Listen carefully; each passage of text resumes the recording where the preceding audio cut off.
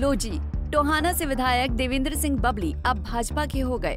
वो बात और है कि देवेंद्र सिंह बबली चुनाव लड़ना तो कांग्रेस की टिकट पर चाहते थे, लेकिन हालात और परिस्थितियां ऐसी बनी कि कांग्रेस ने टिकट देने से इनकार कर दिया। लिहाजा बबली के लिए भाजपाई बन जाना ही आखिरी विकल्प बचा।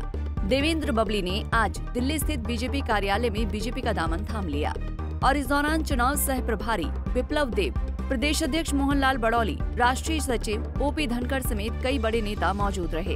भगवा रंग में रंगने के बाद देवेंद्र सिंह बबली ने बीजेपी के शीर्ष नेतृत्व का आभार जताया और प्रधानमंत्री नरेंद्र मोदी का गुणगान करते हुए हरियाणा में तीसरी बार भाजपा की सरकार बनाने का दावा किया।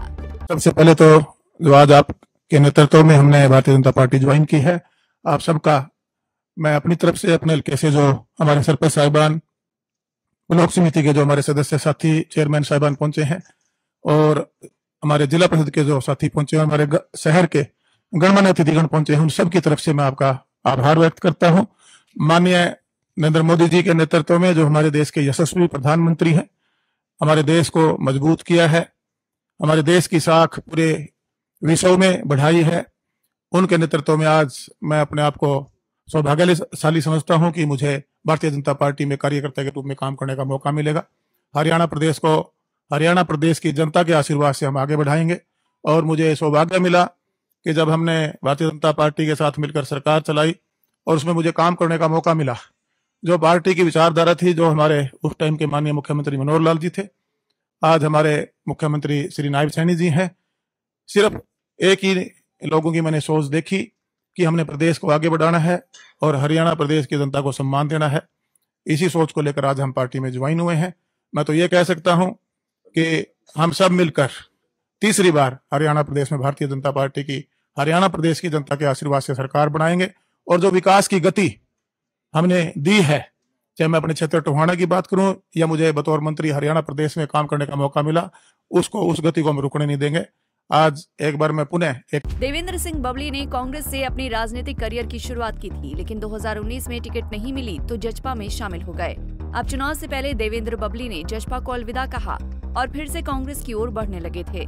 पिछले कई दिनों से बबली की गाड़ी कभी शैलजा तो कभी कांग्रेस प्रदेश प्रभारी दीपक बाबरिया के दरवाजे तक पहुंची, लेकिन टिकट नहीं मिला तो भाजपा की ओर रुख कर लिया। हालांकि भाजपा में भी बबली के लिए टोहाना से टिकट मिलना आसान नहीं था। सुभाष बड़ाला उनके रास्ते के सबसे बड़े रोड़ा थे, लेकिन सूत्रों की माने तो केंद्रीय मंत्री और पूर्व सीएम मनोहर लाल ने खुद बबली का रास्ता साफ किया, क्योंकि बबली खट्टर के चहेते भी कहे जाते हैं। आज बबली को बीजेपी का पटका पहनाने के बाद मोहनलाल बड़ौली और विप्लव देब ने क्या कुछ कहा, आइए सुनते हैं। आज निश्चित एक अच्छे दिन में जो सदस्यता अभियान शुरू होने वाला है, उसी दिन में हमारे पार्टी में देवेंद्र बबली जी, सुनील संगवान जी और संजय कपलाना जी ने माननीय प्रधानमंत्री जी की जो दिशा और जो काम का एक नया आयाम तैयार किया, उसको देखते हुए पार्टी में ज्वाइन किया। मैं आप सभी को स्वागत करता हूं और साथ ही साथ आपके साथ बड़े मात्रा में समर्थक यहाँ आए हुए हैं, जो कि हरियाणा में अलग अलग जगह में सरपंच है, बड़े बड़े पद में बैठे हुए हैं। तो ऐसे बड़े मात्रा में टोहाना से आए हुए हैं, हमारे दादरी से आए हुए हैं। मैं सभी को पार्टी कार्यालय में स्वागत करता हूं और मैं मानता हूं जिस विश्वास के साथ आप लोगों को साथ लेके हमारे ये तीनों नेता आए हैं, अगले निर्वाचन में ये निश्चित माननीय मोदी जी के, माननीय प्रधानमंत्री जी के मार्गदर्शन में हम लोग एक अच्छी जीत हासिल करेंगे।